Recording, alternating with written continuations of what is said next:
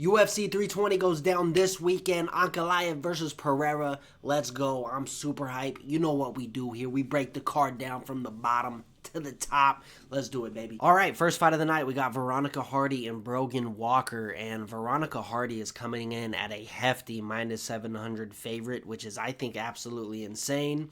I give her the slight edge because of her activity that she's been, very active in the UFC compared to Brogan Walker. I think Brogan Walker's only fought once after The Ultimate Fighter. Victoria Hardy is a tough gal. She has fought, some pretty decent chicks. She beat the girl that beat Brogan Walker in The Ultimate Fighter. Brogan Walker has lost to Lucinda, I think is her name. That one, Brazilian chick with the Lucindo with the butterfly tattoo.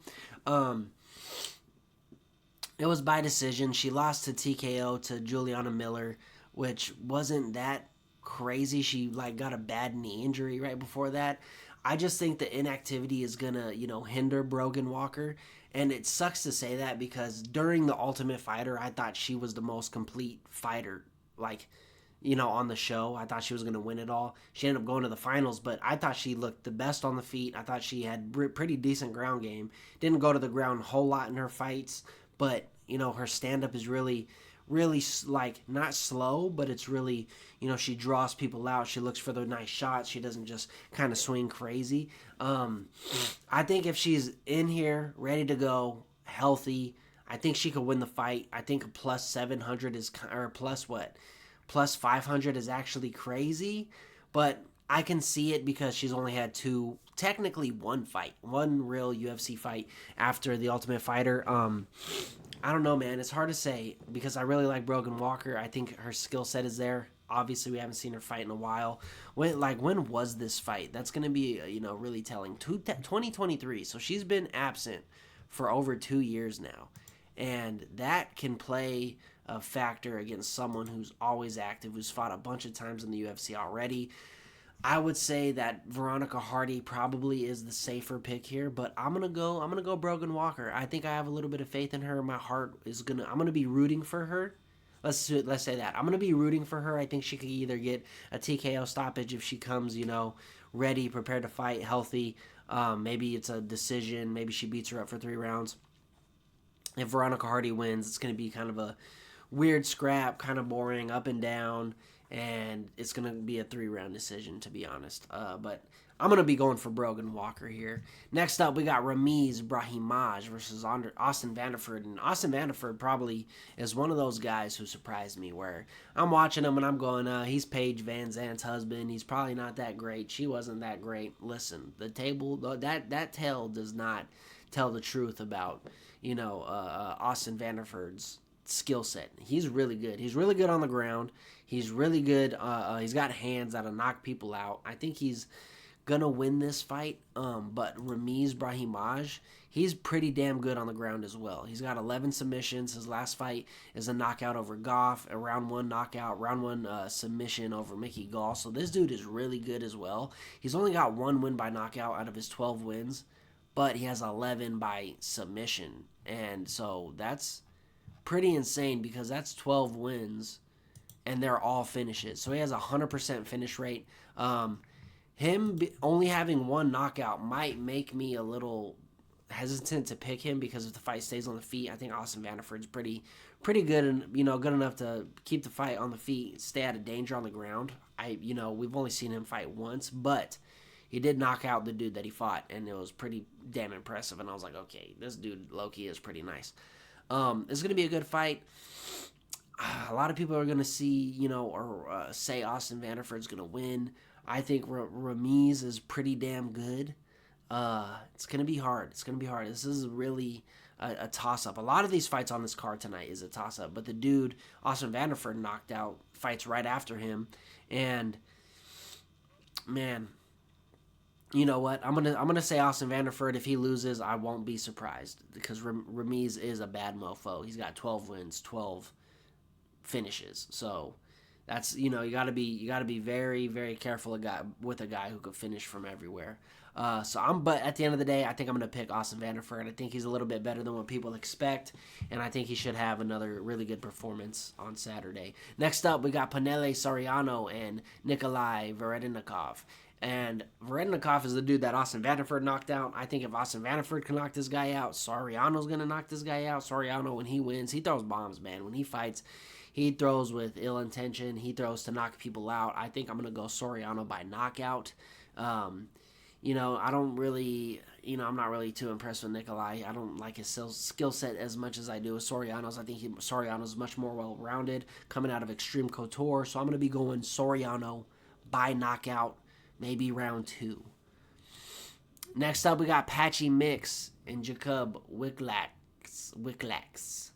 Now, this is Jacob's UFC debut.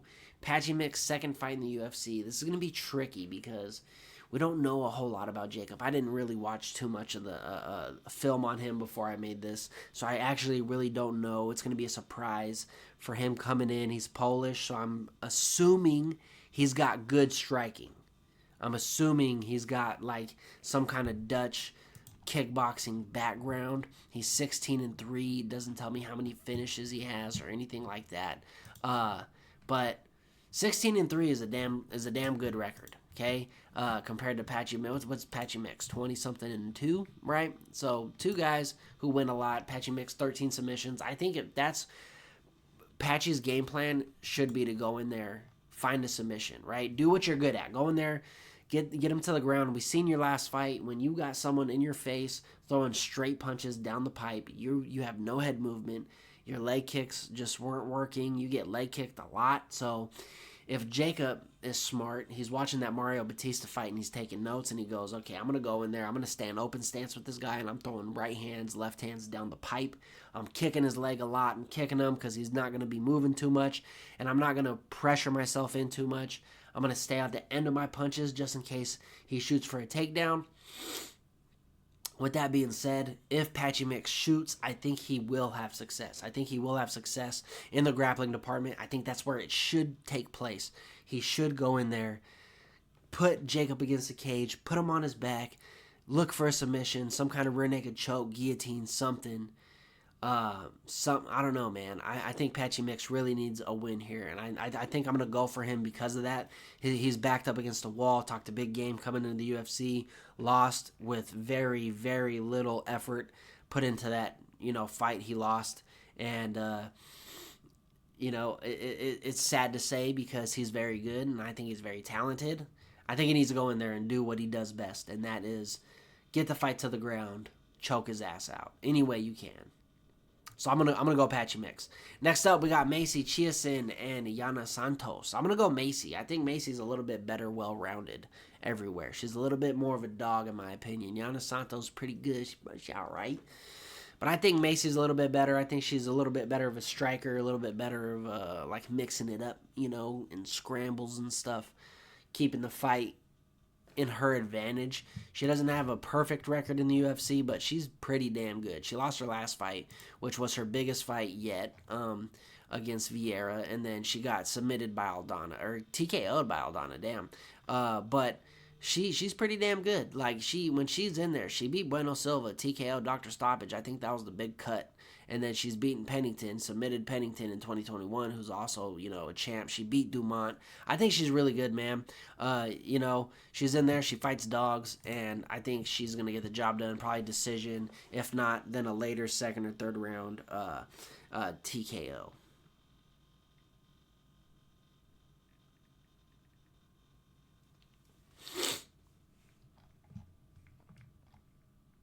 Next up, we got Daniel Santos versus Ju Sang Yu.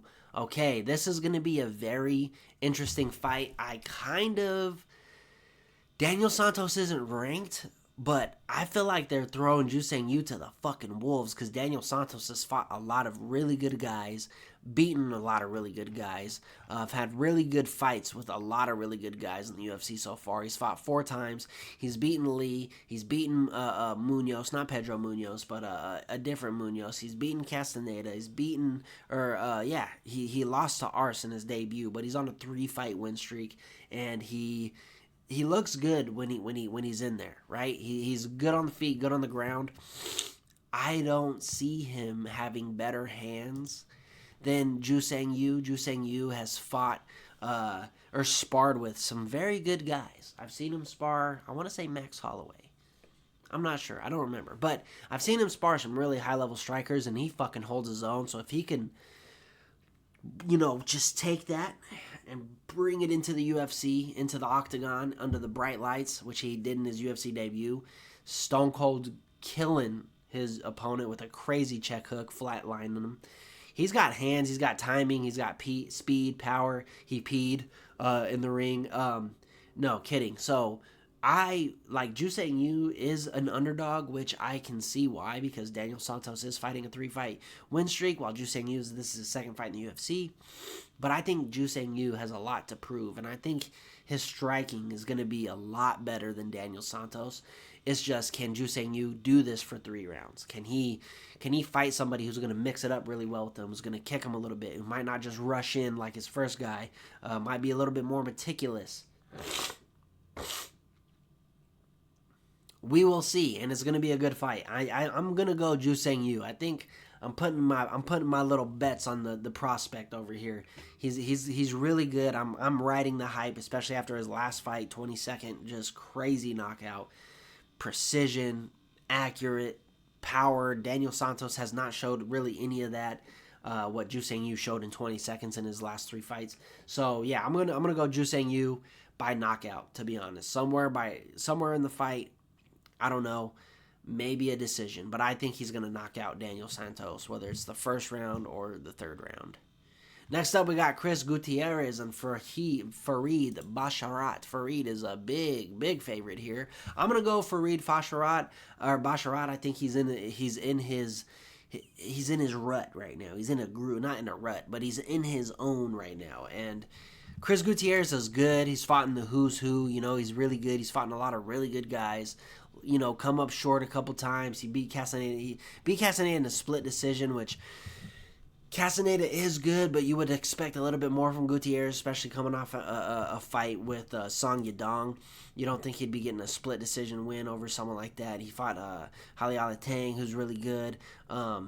He barely lost to Pedro Munoz. It was a good fight. Knocked out Frankie Edgar, but, he's getting up there in age as well. He's not the youngest guy in the division, but Farid Basharat, man, he's been looking good. He's got 6 wins by submission, 1 win by knockout, so he's pretty good everywhere.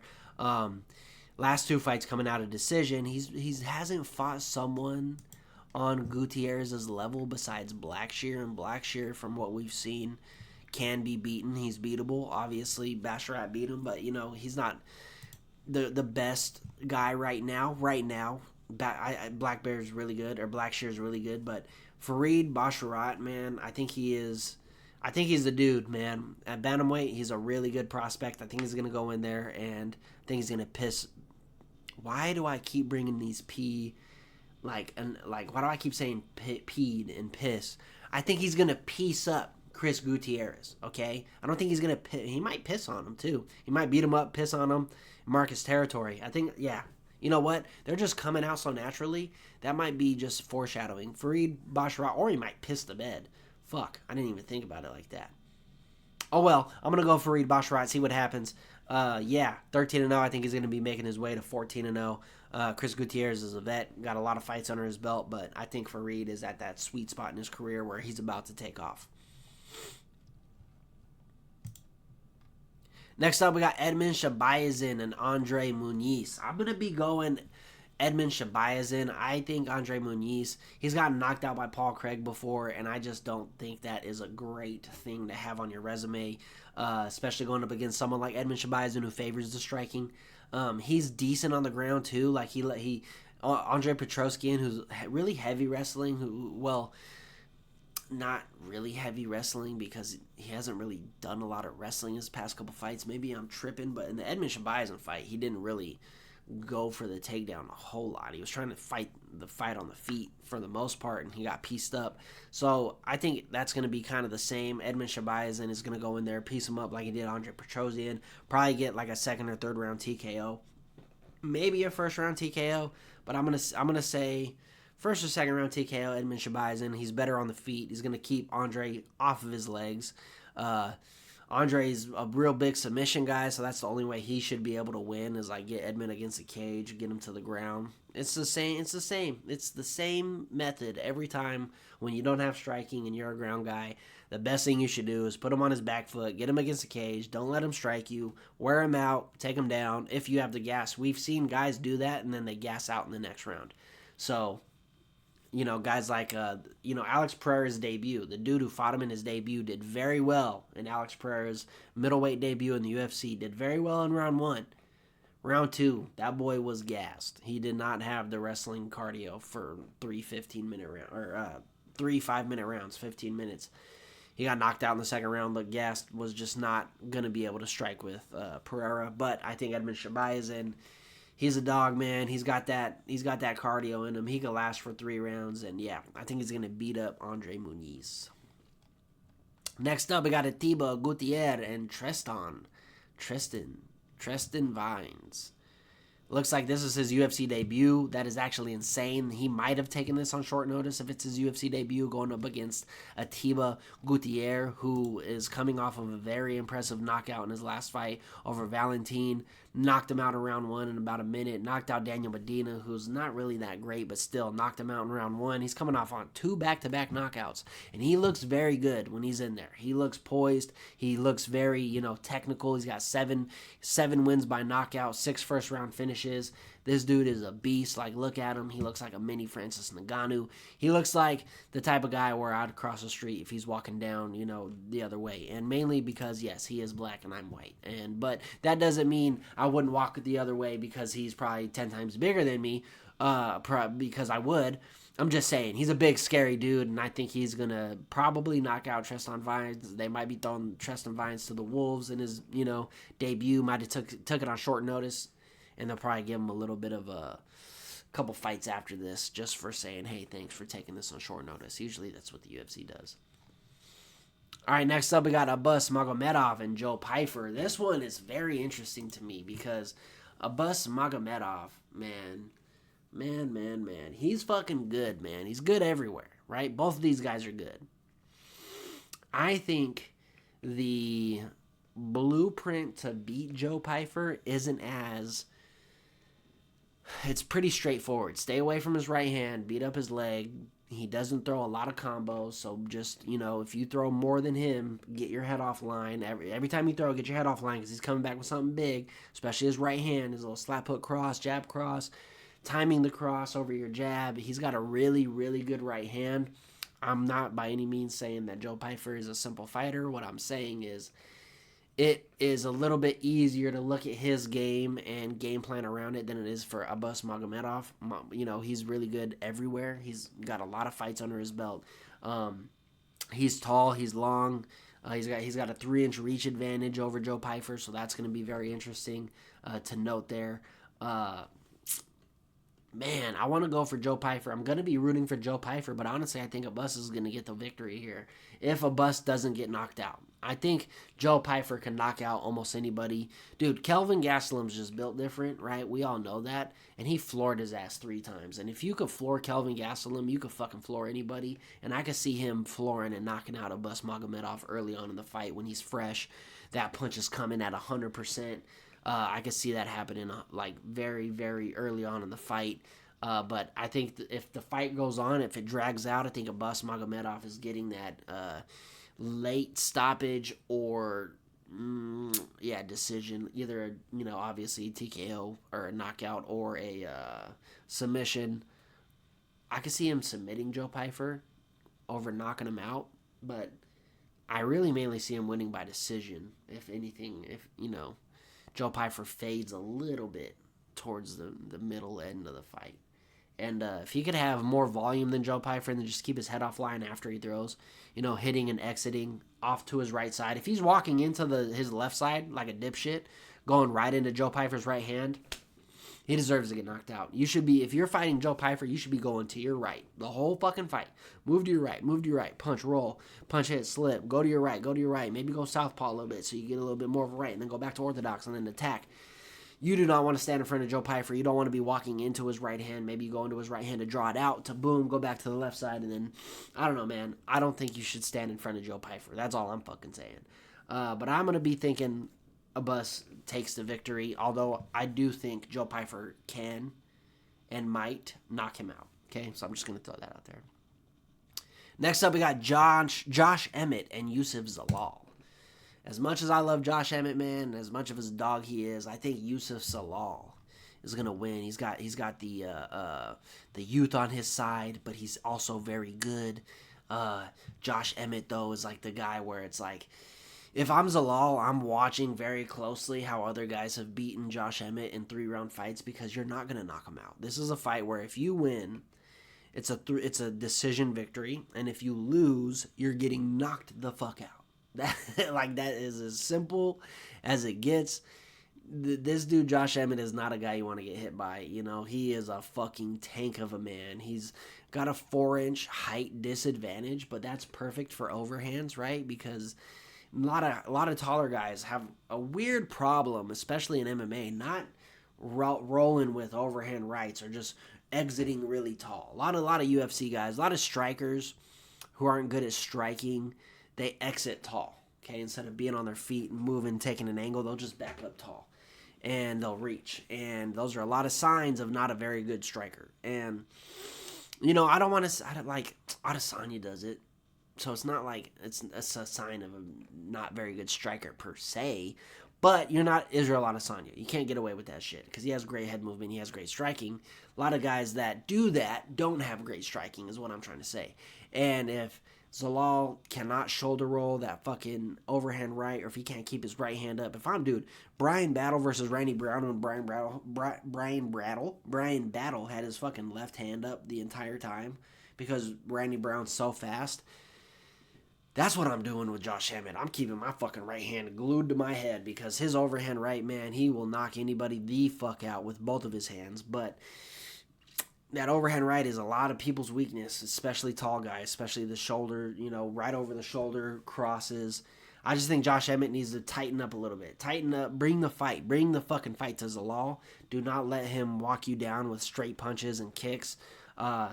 We've seen him get beat up bad before, so we know Josh Emmett can take it, but how much of that can you take? I don't want to see him getting knocked out just because he's been able to take so much damage through the years. And, mix it up. Use your kicks. Look at those big-ass fucking feet that Josh Emmett got. Look at that. Look at those bitches. Them shits are huge. He needs to be able to fucking mix it up against Yusuf Zalal. But anyway, I think, it's hard for me to pick a winner here. I think I'm going to go Yusuf Zalal. He's pretty damn good. He's young. I think he's going to be, able to pick apart Josh Emmett. If he can't, he's going to get knocked the fuck out. That's just pretty much plain and simple. But I'm going to pick Yusuf Zalal to beat Josh Emmett here. I think Josh Emmett, after, getting beat, bruised, and battered, we've seen what happened to Calvin Kattar, and I'm not saying Josh Emmett is Calvin Kattar, but might not be the same Josh Emmett that we're used to seeing. Hope it is. He's a bad motherfucker. Yeah. I'm going to go Yusuf Zalal by decision. Next up, we got Yuri Prochazka and Khalil Roundtree. This is going to be a crazy fucking fight. This is one of my most anticipated fights of the night, if not my most anticipated fight, to be honest. I'm not, because like the co-main and the main event is kind of like, I kind of know how those fights are probably going to go. This fight, though, brings up the most questions. Is Yuri going to be able to take the leg kicks? Is he going to be able to take, Khalil Rountree's power? Is Khalil Roundtree is he going to be able to use his offense as well as he thinks he is? His hands, I think Yuri's hands are better. I think he's got better vision in terms of seeing punches coming and returning counters off of punches. I don't think he's the best kicking defender. He got head kick knocked out by Alex Pereira. His calf kicks are very susceptible. I think that's what Khalil needs to do. He needs to chop the tree, stop the movement from Prohaska, and that is what will set up your head kicks and your strikes to the head. Don't let Yuri be able to be so mobile, right? Go to the body, go to the legs, and then that will open up the head, usually on someone who moves, dodges, weaves, bobs his head so much, keeps his hands low. Could he catch Yuri Prohaska in the middle of a combo? Yes, but Yuri kind of doesn't like to go when you go. He likes to slip, boom, boom, go after you. So I think Khalil needs to put some traveling punches out there to make Yuri slip, and then when he's ready to bang, then he throws some real punches that got some real meat on him. Don't try to go off rip, because those first couple punches, you really try to go off rip. That's what Yuri's going to be looking for to counter. So you kind of throw some bullshit out there to make him counter some shit, to make him run into something when he comes back in. But Yuri, man, if that doesn't happen, I think Yuri's going to look real good on the feet with his hands. That fucking Jamal Hill fight where he fucking woo, woo, woo, boom, boom, like he just looked so good. The counter, the timing. He's a lot bigger in terms of reach wise. He has a 3.5 inch reach advantage, which that does matter, especially with someone who's as long and out there with his punches compared to someone who's a little more wide throwing with their punches, right? Yuri's more down the middle and he's a little bit longer. Really stretch. What am I trying to say? Really, he uses his full length on his punches. He doesn't throw short punches. Khalil Roundtree, he doesn't throw short punches either because he can't. Because a lot of the guys he fights are taller than him. But he's a little loopy, so he might get caught down the middle, kind of like how Alex Pereira was catching him down the middle.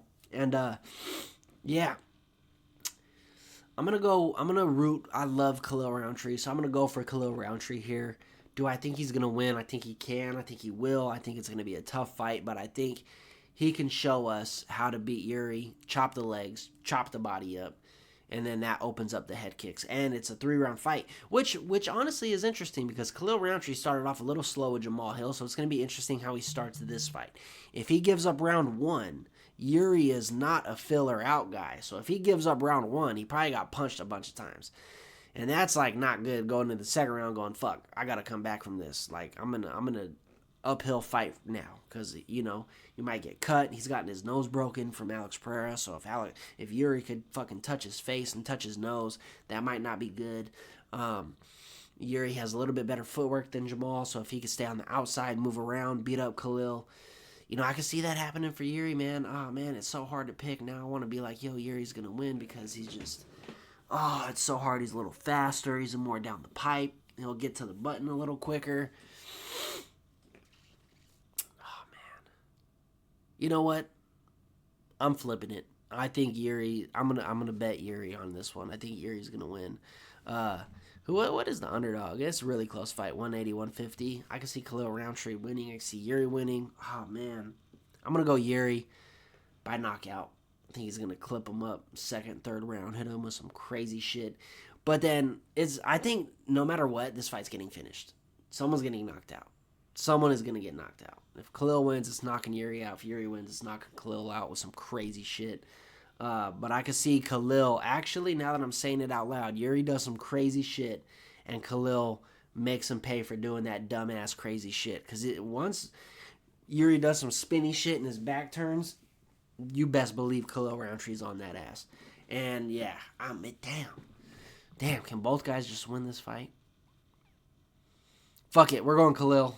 Final answer, by knockout. All right, we got Merab and Corey Sandhagen. I honestly believe that this fight's going to go the same way Merab's past 10 fights have gone. He's just going to mix it up very well. He's going to get on Corey's legs. He's going to take him down. I think he's going to wrestle Corey and realize that Corey is not anywhere near as strong as Merab. I think Corey is strong, and he's very good at creating scrambles, but I don't think he could create the scrambles necessary to keep Merab off him. If you can't keep Umar Nurmagomedov, if you can't keep him off you, I don't see you keeping Merab off you. You know what I mean? Like, it's just... two different beasts, right? Umar, he's going to do that to you. Merab, he's for sure going to do that to you, right? And if he can create as much scrambles he did with Merab and keep the fight on the feet, obviously the better for Corey, because I do think he has better striking.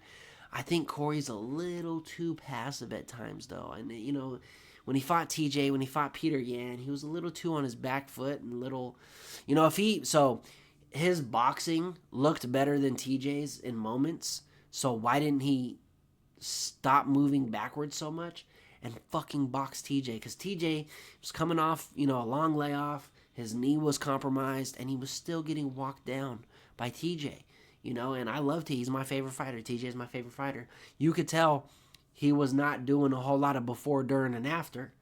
Okay, what that means is head movement. Head movement before, during, and then after. TJ is a master of before, during, and after. He moves his head very good before, gets in there, strikes, gets out. There were times in that Corey Sandhagen fight where he was getting caught because he wasn't exiting. He was punching and then watching. He wasn't rolling, taking a feint or moving. He was punching, boom, boom. That's when he got clipped a couple times. And I thought TJ won the fight because Corey was just a little too passive on the back foot. If he would have stopped, planted, and boxed in the pocket a little bit more, I think TJ would have been a little compromised and got beat up a little bit more. But that's not how the story went. That's not how it went. TJ fucking did his thing and won. Corey needs to understand that sometimes you need to fucking plant and go. And, I think that's what he's going to need with Merab. But honestly, though, the moment you plant, he's fucking shooting in on your legs and you're not mobile. So it's just better for Merab on the takedown. I can see Merab going in there, taking him down and submitting him. He says he's going to knock out Corey Sandhagen. I don't see that happening on the feet. It's going to have to be a TKO victory on the ground. It's not going to happen on the feet. If it happens on the feet, he's probably going to get caught. He's probably going to get knocked out. We've seen Merab rocked multiple times. I think Corey could do it if he finds the button. Corey is very good on the ground. I think he's a little bit underrated on the ground, but I do think that if Umar can have his way, now he didn't have his way with Corey, but if he can, find success where he found success, I think Merab also will as well. We just need to see Corey he has to keep the scrambles going. There were times where he stopped against Umar because he got kind of stuck. You can't get stuck. Can't stop. Even if you get stuck, can't stop. Don't accept any position. Any fucking position, you do not accept it. Make Merab work for that shit. Because that's the best chance you're gonna get. Make him work more than he's worked in any other fight. Make him really feel the fight. And yeah, that's the only way. You gotta hurt him. You gotta hurt Merab. Hurt him for trying to take you down. Hurt him for trying to stand up with you. That's the thing is we've seen Merab get like flash rocked, but we've never seen him get beat up. You gotta fucking beat this guy up. That's the thing. That is the fucking thing. You gotta beat this dude up because if you don't, he's gonna win. Beat him up. Make him pay for everything he does. He wants to clinch you, make him pay for that shit. He wants to take you down, make him pay for that shit. He wants to strike with you, make him pay for that shit. With that being said, I got Merab. I got Merab by submission. If Merab is smart enough to go in there, that's bread and butter. I know he's gonna go. I want to knock out the Corey Sandhagen, brother. Just do what you do best. Be the machine. Take him down. Submit his ass. You can submit him. We seen your fucking teammate submit him in less than 2 minutes. Do what he did. Watch the Aljamain fight. Do what he did. Anyway, I got Merab by submission. I will be rooting for Corey, though. Next up, we got Magomed Ankalaev and Alex Pereira. Now, we all know if Alex Pereira of old shows up, I think he wins, right? Calf kicks the fucking living breaks off of Magomed Ankalaev, puts those fucking fisticuffs in his face, goes in there, beats the shit out of him. That's all you gotta do. Beat the shit out of Magomed Ankalaev. You better go in there, boy, and beat the shit out of him. Because, Alex Pereira, man, his last fight, he went in there. There was a lot of excuses after the fight. He was sick. And I'm not saying he was making excuses, but these were the things that were being said. He was sick. He wasn't feeling 100%. Yada, yada, yada, this and that. And when you watch the fight, you could go, okay, yeah, I could see that. He did not look... He looked off. He looked like his timing was off. He looked like he didn't have any power in anything he threw. He didn't look like he had any energy.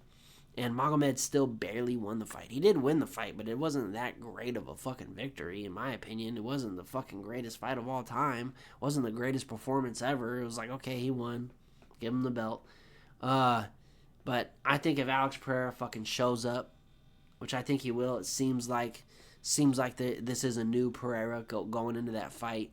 I I'm going Alex Pereira, especially if Magomed really wants to keep the fight on the feet like he did the first time. Yeah, we'll see. We'll fucking see, buddy, because that's a dude you don't want to get hit by, man. Magomed is not the guy where everyone's like, dude, you don't want to get hit by Magomed Ankalaev. Like, that's not what no one's saying. Pereira is that guy.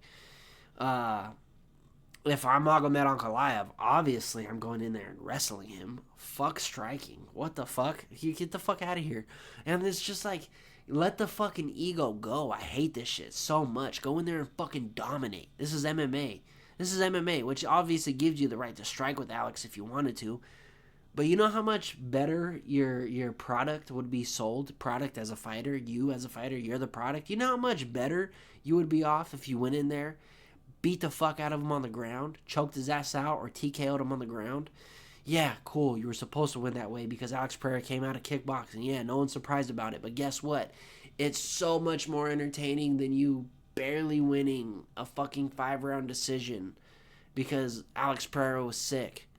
It's so much better seeing that, and it's so much smarter. Like, people are not smart no more. You know what would happen if GSP fought Alex Pereira, if GSP was at Alex Pereira's fucking weight division, if he was Magomed Ankalaev?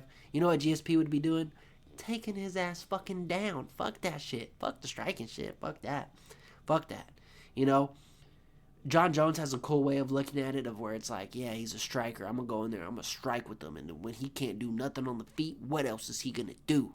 But then it's like, bro, you also didn't dominate him on the feet. You didn't do anything either. It was a boring fucking fight. A.K.A. him and Thiago Silva. Boring fucking fight. A.K.A. him and Ovince St. Preux. Boring fucking fight. He doesn't want to go in there and prove the weaknesses to the other guys. He wants to go in there and be better at what they do, but also not be that entertaining at what they do, right? Like, Magomed beat Alex, but it was nowhere near as entertaining as Alex's whole, 10 fights he's had in the UFC, or whatever crazy fucking numbers, 7 fights in the UFC he's had, have been way more entertaining than all of 20 fucking Magomed's fights. And so it would be entertaining and wise of Magomed to go in there, take his ass down, beat the fuck out of him on the ground, choke his ass out, or TKO him on the ground and go, hey, that's what fucking happens. That's what happens when you're a fucking kickboxer and you come into the UFC. You get starched on the ground. When is someone going to do that to Pereira? I don't think it'll happen. I don't think Magomed is smart enough. I don't look at his face. Does that look like a smart man to you? Anyway, I'm going to go Alex Pereira by knockout. I think he's going to get the title back. I think he's going to knock out Magomed Ankalaev. I think his calf kicks are going to do work. I think he's going to go in there and just beat that boy up. Got to. You have to. If not, you're going to lose probably another boring-ass decision victory, unless Magomed does what I said and goes in there and wrestles his ass. But anyway, I'm going Alex Pereira, and that is the video. Make sure you guys like, subscribe, comment who you guys got, and I will be seeing you guys on... I'm going to Mexico this weekend. I have a wedding. That's why I haven't been posting too much this week. I've been getting, just real busy. But yeah, appreciate you guys. If you want to become a member now. Deuces.